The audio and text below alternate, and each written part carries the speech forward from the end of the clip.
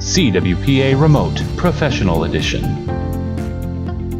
where we take a look at water polo players and where they are today. This man was a member of the UC Santa Barbara Gauchos men's water polo team.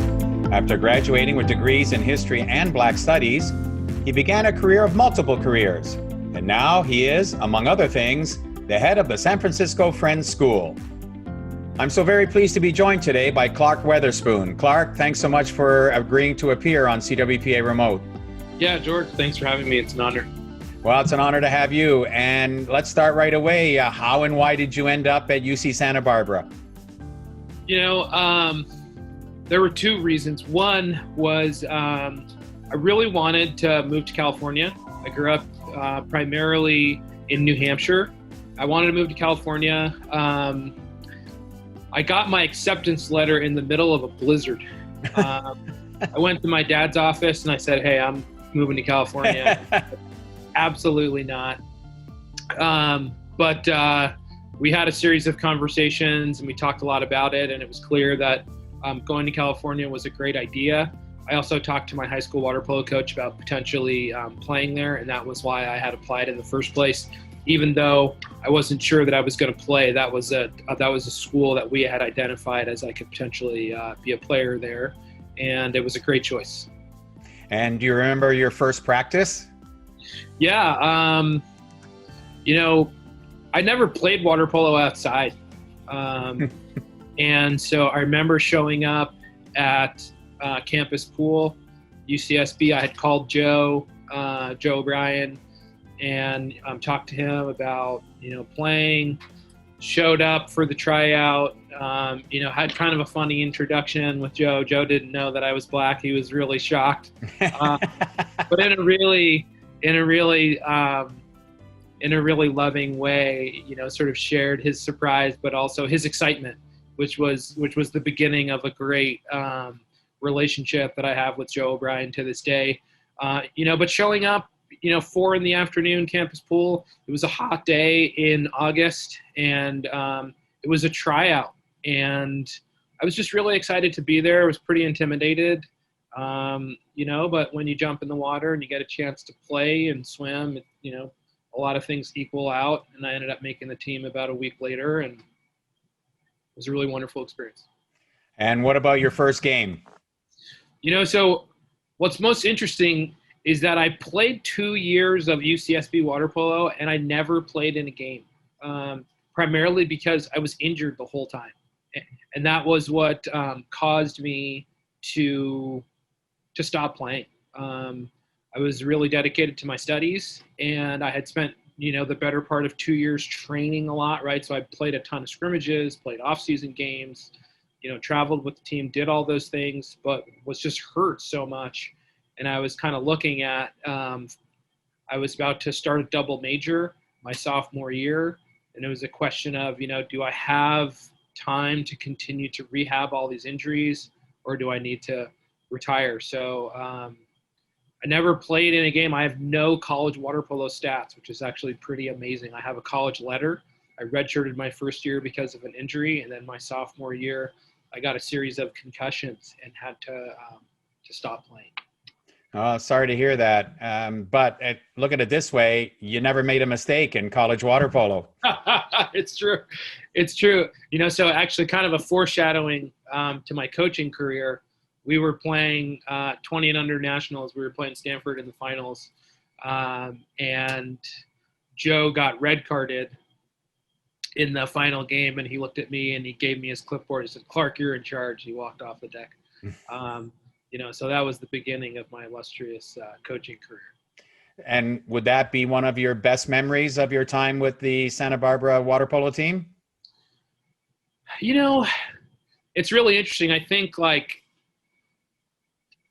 because I didn't play games with the team, I think the most significant memories for me were actually around training. Mm-hmm. And around building relationships with my teammates. Probably the most exciting moment was when the Lakers were training at Santa Barbara, and they were using the team weight room after us. So we got to meet Shaq and Kobe and Robert Ory and, Brian Shaw, who also is a Gaucho, but I think for me, a lot of it was just building relationships with teammates and, going through the really intense training. I think that for me is what I look back on as some of the most meaningful ongoing experiences that I had. Well, obviously, the biggest disappointment is probably the fact that you were injured and couldn't play any official games. Any other disappointments along the way? I think that was the biggest one. I think like when you think about sports as a youth athlete, you envision your participation as going on forever. And I don't think I really understood that the end was coming a lot sooner than I had ever imagined. And, when I decided to not play, that was, I believe, the right decision, but it was also a huge disappointment. So not playing in games, I think, was really tough, dealing with long-term injuries, dealing with, sort of the competing interests of being a college athlete is really difficult. But I would say the end was a major disappointment, and identifying that, there weren't going to be more games. There wasn't going to be another opportunity to compete. Yeah. Well, any unusual or amusing stories come from your time with the Gauchos water polo team? Probably none that I could say on this podcast. Fair enough. So before we get into your current situation, and I say a situation with an S on the end of it, because the reason that I mentioned in the introduction, tell us what you did for the first few years immediately after you graduated from Santa Barbara. Yeah. I became a high school history teacher, a high school water polo coach, and a club water polo coach. I think, one of the things that I got out of being a college athlete was the fact that, that there was still so much to learn about the sport. I think when you're playing in high school, you have this sense of achievement. You have this experience of being, maybe one of the best on your team or in your league or in your section or whatever it is, right? You go to college, the players are better. You get to play against, future Olympians. You get to play with future Olympians. You get to just see, more of what's out there. And so having had the experience of, training and playing in the off season and doing all those things, I went into coaching, and I actually made a career change. I thought I was going to become a professor and a writer. I was a history major and a Black Studies major, and I really wanted to be a professor. And then I started coaching club water polo my senior year of college, and I just fell in love with coaching kids. And then I had some conversations with some professors, and they were, sort of saying that most of their life was actually research and writing and not teaching. And so I made a decision to go into education, partly so I could coach. And that was what I've started doing. And my education career has changed quite a bit, but I've stayed in that field and coached up until a couple years ago when my first child was born. Well, congratulations on that. And now you have been, as I indicated earlier, involved in several projects along the way. I know our viewers would be really interested in finding out about your time at City Leadership Corps and the Urban School of San Francisco, and exactly what you did at those two locations. Yeah, so I taught at the Urban School of San Francisco from 2005 to 2018, something like that, right? So, 13 years. It was a really wonderful experience. I taught history there. I was a dean in several different functions there, which was great in terms of working with kids, mentoring teachers, partnering with teachers, board members. It was a really beautiful experience. And then City Leadership Corps was a program that I developed with a friend of mine around teaching meditation, actually, and partnering with primarily members of the Black and Latino community to learn meditation and to do community service, right? So thinking about ways that people could, well, I'll back up.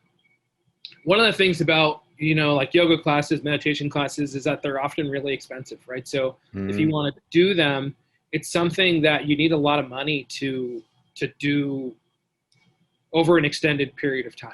So myself and another meditation teacher, we decided to develop a program where people could take yoga and meditation classes for free.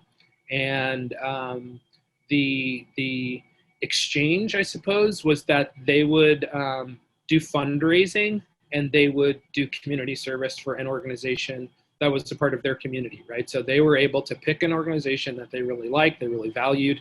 They could partner with them. They volunteered their time, and they also conducted fundraisers for those organizations. So it was a really cool opportunity over a number of years to partner with a good friend of mine who also lives in the Bay Area, and to meet folks who were really interested in health and wellness and community service. So that was a really exciting project that I was able to start and work on for a number of years. And how do you find the clientele? It's interesting.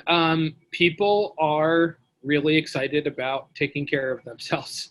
It's one of those things where, in our society, we don't get taught in school how to take care of our minds and our bodies, right? We learn about academic subjects. We learn about, maybe how to develop skills on the outside, but learning about how to take care of yourself on the inside is actually a really critical life skill. And so there's a lot of people, I think, who are really interested in that. And so we just advertised, we used Facebook advertisements at the time. We also contacted just local organizations and then word of mouth. We also tried to keep it pretty small because in order to be able to do effective mentoring with people, we needed to make sure that the groups could be small. So we worked in each cohort usually with like 5 to 8 people, no more than that. All right. And then in 2019, you came into your current position as head of the San Francisco Friends School. First, tell us what the San Francisco Friends School is, and then how you became the head and what you do there. Yeah, so the role that I have at the San Francisco Friends School is actually the head of the middle school. And, that's a job which is actually, it's akin to some of the work that I was doing at the urban school in terms of supporting teachers, mentoring students, partnering with families and guiding the academic program.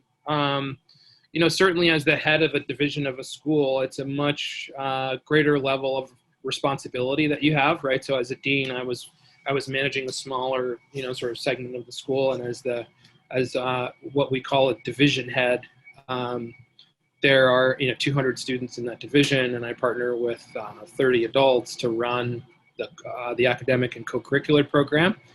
Of course, the COVID-19 pandemic has made that a significant challenge, right? So every day there's always something new. When you are working as a leader and thinking about, say, crisis management, often the crises that people think about and prepare for are much shorter in their duration, right? So thinking about, an event, a fire, a lost student, a shooting, things that are immediate events that you train for, that you think about, and that's been very different, right? So myself, like a lot of other leaders across the world, have had to learn and implement new skills and work with our faculty and families around how to manage an ongoing crisis over the course of, coming up on a year. And that crisis will, or like the impact of that crisis will continue, at least I would argue, through probably 2022. And the school itself, it's not a usual title for a school. Yes. What is it?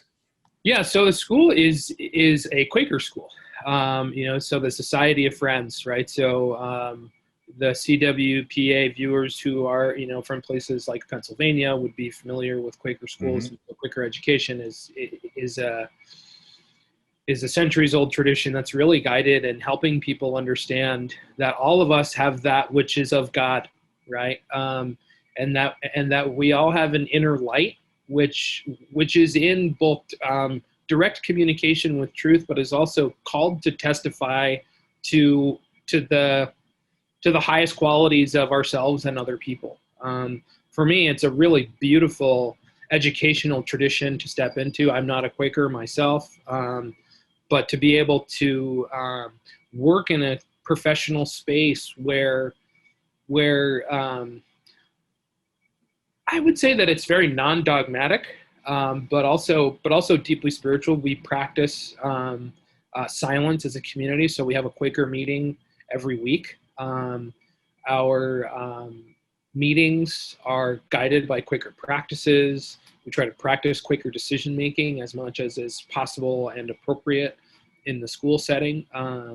Most of our students are not Quaker as well, and so it's a great opportunity for students and teachers to come in and really practice a framework that that is spiritually and ethically motivated, and I think really grounding for kids. Well, besides your longtime coaching, in high school and in club, you've now gotten on a task force. Fill our viewers in on the purpose of the task force and how you got involved and what you plan to do. Yeah, so the aim of the task force is really to help identify what are the needs that USA Water Polo has around creating a more diverse, equitable, and inclusive experience for members of the Federation, but also anyone that comes into contact with the Federation. I think it's really important to be thinking about external relations as well as internal experiences. The death of George Floyd was one of the precipitating events, right? So looking really explicitly at violence towards Black people in the United States and anti-Black racism, but also then beginning to understand how things like sexism, heterosexism, homophobia, gender bias and discrimination, ableism, ageism, all these things, how they filter into the way that people experience the sport. And, I think one of the greatest demands for the task force will be to actually look in the broadest possible ways in terms of identifying how USA Water Polo can be more inclusive. I think sometimes when we talk about diversity or equity and inclusion, we tend to focus, or we make it synonymous with race, which obviously is a really important issue nationally. Personally, race is a really important issue, but I've spoken with other folks about how, for USA Water Polo, looking at things like gender discrimination or looking at things like ableism, those are super important, and they're issues that we know impact the player's experience from when they do splash ball all the way to the Olympics. And so that's a key calling for the task force, and I think it will go on for years to come. I think it's just the beginning of a large project that I hope will be successful. Well, I hope so too, and great that you're involved. Where does Clarke go from here? That's a great question. It's difficult actually to see past the pandemic. I think education and sports will change a lot in the next couple of years. I think one of the things we're struggling with as a society is to hold on to normal. And I think that what we're actually faced with are just some new normals, right? So, we're looking at getting this vaccine for the COVID-19 virus.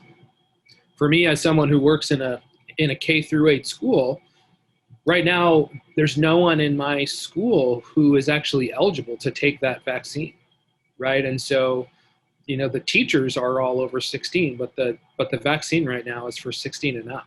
And so none of our students can get vaccinated. So that has a huge impact on our programming, not just this year, but next year, maybe the year after. And so one of the things that I think all of us who work with youth are really thinking about is what are the ways we can be more imaginative, more effective, more skillful, I think, in delivering program, and thinking not just about, say like liability, right? Because for me as a coach, as a teacher, obviously as an administrator, have to think a lot about this question of like liability and safety, but then also personal growth, right? Because the athletes, the students that we teach are going through a pandemic, during a period of their academic and athletic development, which is just so different from what you and I experienced, right? I mean, there was not a pandemic when I was in high school.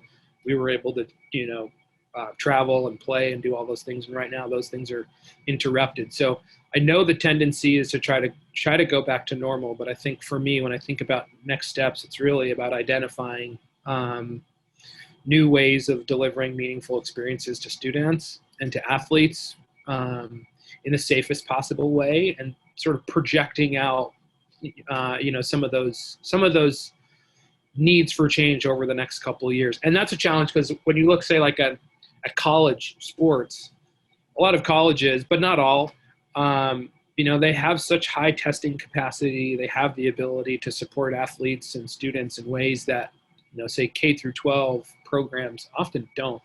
And that's going to have long-term effects. But for me, I think right now it's about asking questions more than it is about, say, knowing next directions. All right. Well, we have talked about your college career. We've talked about your business career. I'd be interested in your views on how you feel that your college water polo career, as it was, has impacted your working career. Yeah. There's a few ways, and I think the first one is probably discipline and self-control. So playing water polo at Santa Barbara was really great for me in terms of having structure. Weights at a certain time, practice at a certain time, having to be really thoughtful about what my academic schedule was like, thinking about going to bed, when I needed to get up, how I needed to eat. When you're a high school athlete, I think you have the opportunity to be supported in ways by parents and siblings and coaches where you don't necessarily have a lot of choice. You just kind of go along. And in college, it's really different, So one huge lesson for me was just how to conduct myself in a way that allowed me to maintain all of my obligations, and to also be accountable to other people. One of the sort of bizarre things about college in the United States is that you step into this world where everyone is 18 to 23. And if you structure it in a way, you have like almost no interaction with adults, right? So, especially if you go to a larger school like Santa Barbara, you're not necessarily called to talk to professors a lot. I mean, I talk to professors a lot. I talk to my coaches a lot, but you can go long stretches of time without engaging adults. And so being on a team was a way for me to be able to engage adults, people who could look me in the eye and say, hey, like, you look tired, or you don't look right, or, those were things that were actually really valuable. I think another one was like goal setting, and actually not achieving goals, right? So like you were asking me about, like disappointment. I think when I tried out for the team and I made the team, I think I had this vision of, I'm going to play water polo for 4 or 5 years. Our team's going to be really good. I'm going to score all these goals. It's going to be amazing. I had this sort of vision, and none of that came true, right? Like the team itself was good, but I wasn't good, right? And so that was a huge disappointment. I didn't meet my goals. But I think one of the things that's really dangerous for youth athletes is to think that when you set a goal, if you don't meet it, you're a failure. And recognizing that when you set goals, you actually put in work to achieve them. And there's all these other achievements that happen along the way, and you learn from those achievements, one. And then two, you actually create other opportunities for yourself as a person to make different decisions and go in different directions. I think for me, that was maybe the biggest lesson that I learned. Well, I'll add one other, but that was a huge lesson in terms of just understanding when you set goals, it's not just about achieving the goal. It's about understanding that there's a process. There's a whole set of practices and disciplines and ways of relating to other people that can help you grow, so that when you don't achieve that goal per se, you actually get other things. But then on top of that, if you do achieve the goal, you can keep that achievement in perspective, right? I think sometimes as coaches or as athletes, we think about a goal like, I don't know, winning or something like that. And sometimes when we win, we don't know what to do after, because winning itself is it's a very it's a discrete moment in time, right? It's like you play the game and it's over, but then you have to go do something else after. So my relationship to goals and goal setting really changed. And then I think kind of the last one, which was really valuable, was just I learned a lot of humility. I learned a lot of respect for people who were good at different things. I was listening to my sister got me a subscription to this like masterclass thing for Christmas, and I was listening to the chess masterclass, right? This grand master, Garry Kasparov, teaches the chess masterclass. I'm just now I'm trying to learn how to play chess. Chess is a difficult game. There's a lot to learn. And one of the things that Garry Kasparov says in the opening of the masterclass is he says hard work is a skill, right? Yeah. And that was something that I got to really see and understand, because sometimes I think as athletes we look and we say, okay, this person is fast, or they shoot the ball well, or they're a good defender, whatever it is. They have some sort of natural talent. But there's also people that have a talent, they have a skill for working really hard. And when I was playing college water polo, I encountered a number of players who that was one of the skills that they had. And I was able to see that over time in a way that I think I didn't appreciate when I was in high school, partly because I think in high school I had, relative to some of the people that I was playing with, I had more talent. And so I wasn't necessarily thinking about the role of that skill of hard work. And I learned so much about what it meant to work hard, and what it meant to really pride yourself on being a hardworking person. And that for sure has led to professional success. There's no doubt about that. I mean, I think about, like watching Kyle Ashley, do our conditioning. Kyle was a guy who played for San Diego Shores for club and was a year behind me at Santa Barbara. Or watching Joey Pacelli, like someone who was Joey was the MVP of Junior Olympics the year before we came into college, and watching him be one of the hardest workers on our team.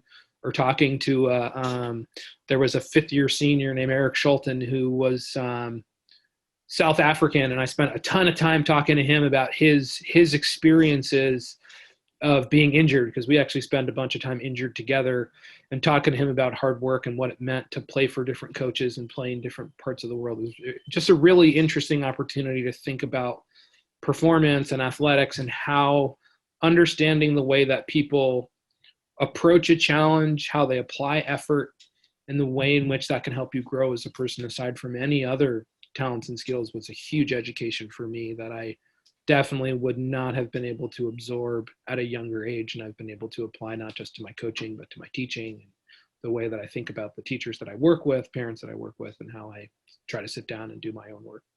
Well, those are great observations. Have you ever found yourself in a situation in your working career where you stopped and said to yourself, I can draw from that, whatever that is, from my college water polo experience, and then deal with the situation? Has that ever arisen?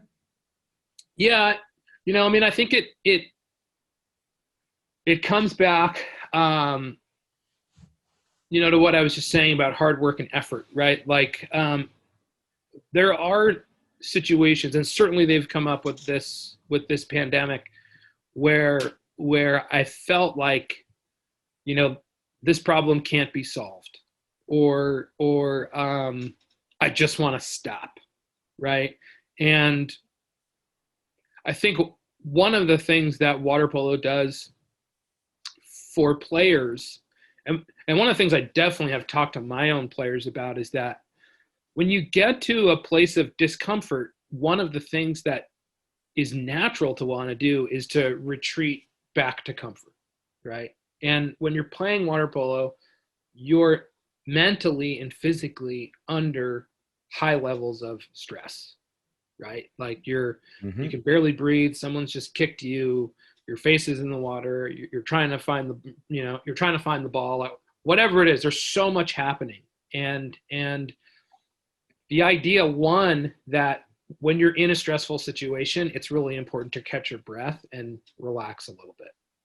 And by relax, I don't mean like stop trying. I just mean like mentally get yourself right in the head, right? So first, relax. And then two, recognize whatever it is you're experiencing, it's going to end. So the quarter is going to end. This person who's kicking you or like elbowing you or countering you like crazy, that eventually is going to end. And then something else is going to happen. You're experiencing some kind of failure, but you're also going to experience some kind of success. You're also not on your own, right? Like when you're playing in a water polo game, you're not on your own. You're playing with a whole group of people. Theoretically, they understand what the game plan is, and you're executing that plan together. If you make mistakes, they're there to support you. If they make mistakes, you're there to support them.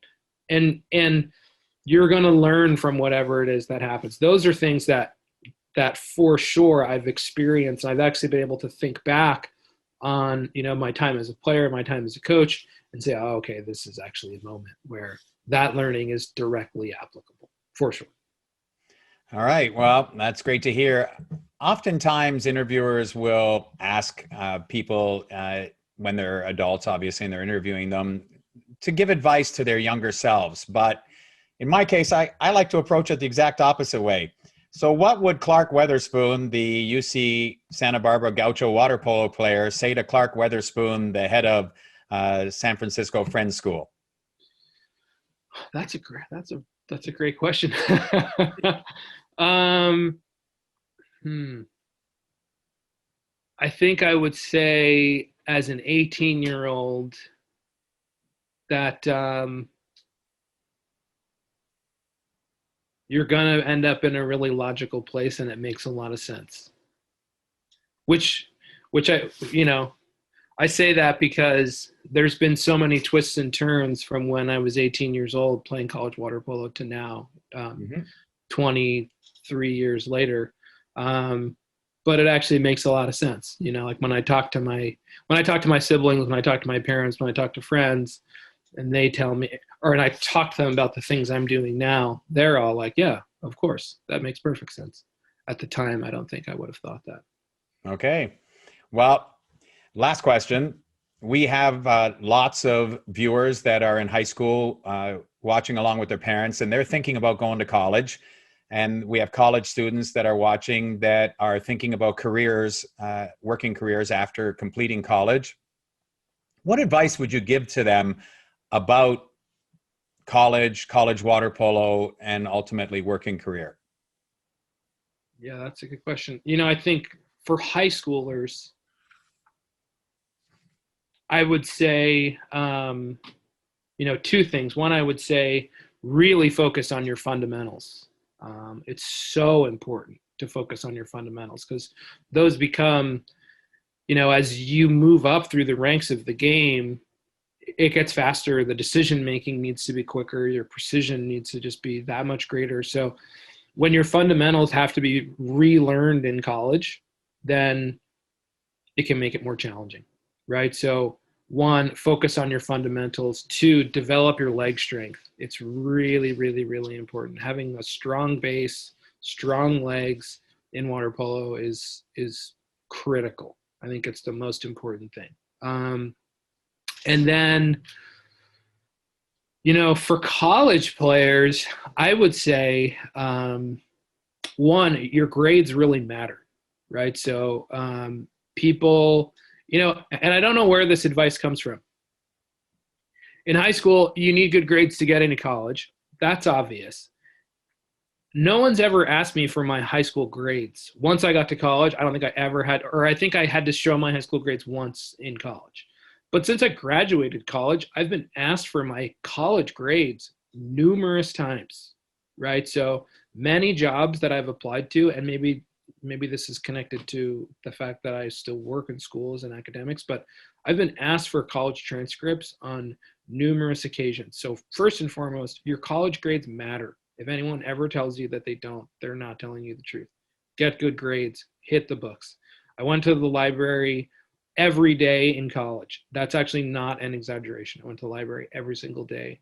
The employees of the library at UCSB still know me, which is, I went to UCSB a couple of years ago and I walked in and some of the librarians were there and they were like, hey, it's been a long time, right? So hit the books, go to the library, super important.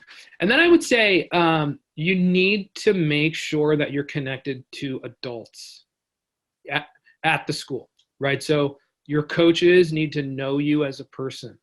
They should also know your parents or your guardians or grandparents, whoever takes care of you. Your coaches need to know those people, and they need to know them beyond like questions about playing time. You need to get to know adults who work at the university, whether it's the dorm faculty, not the RA, but the actual dorm faculty. You should get to know someone who is working in the registrar's office. Things like that I think are just so critical because it's very easy, particularly as a college athlete, to get lost, to get lost in an 18 to 22-year-old mindset. And you find that there's so much life after college, right? I think part of why I gave that advice to myself with regard to your previous question is that I had a hard time as a 19 or 20-year-old imagining what life might be like when I was 30. Right. That was really difficult.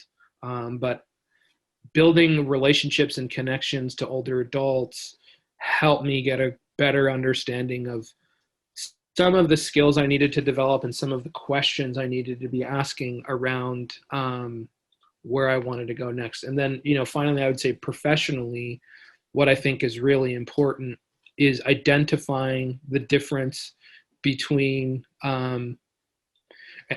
and I say this, but it doesn't need to be a contrast, but I think it's important to sort of identify the difference between sort of like money making and passion and sort of how those two things relate. I think sometimes we say, I'm going to follow my passion as though that's in opposition to money making, but it's important to sort of get a sense of like what kind of lifestyle you're trying to live. What are your values in terms of how you want to be spending your time? Because you spend a tremendous amount of time at your job, right? So for me, the jobs that I've had have aligned with my personal values. The amount of income and compensation that I've been able to derive from those has also aligned with my personal values. As I've advanced in my career, I've gotten greater skills around understanding, sort of what those things look like. So having, some clarity for yourself, what do you really care about? What are you good at? What do those things pay? And trying to have some alignment between them. You've probably seen this, George, but you have people who go into fields where they feel like, yes, I can make a lot of money doing this thing, but then they get there and they realize that it does not align with their values. And so, so that can force a career change. And I feel like I've been really, really blessed to go into a field where I've both worked with and been supported by a lot of people who share my values, and have also been able to work in places where I haven't had to worry about the compensation model connected to that work. And that I think is a real blessing, but it just takes time to be able to do that and have patience. When you graduate from college, unless you're going to graduate as a college water polo player and then go directly into the NBA and make, millions of dollars in your first year, then it's going to take a little bit of time, and that's okay. Well, hopefully our viewers have been taking a lot of notes because this is all wide-ranging and great advice. He followed up a unusual and unique water polo career at college at UC Santa Barbara to become a successful educator. Clarke Weatherspoon has been my guest today on CWPA Remote. Clarke, thanks so much for taking the time to share your insights on college water polo from your perspective and how it impacts working careers. Thank you, George. It's been a pleasure to talk to you. Pleasure having you. Until next time on CWPA Remote, this is George Gross Jr. wishing all of our viewers the very best in and out of the water.